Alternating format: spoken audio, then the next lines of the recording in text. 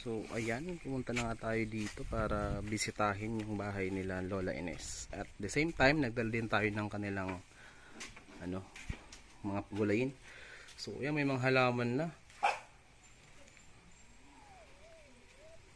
Ito yung mga halaman na ng itlog. Imbis na manok yung mga itlog, yung halaman na. Ayan si Lola Ines, oh. Tingnan natin yung loob ng ref ni Nanay Dilin. So yan, maraming yelo. Natin yung baba.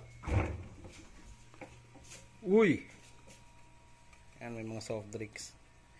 Yung mga paninda ni Nanay Dilin. Ito yung kwarto ni Lola Ines.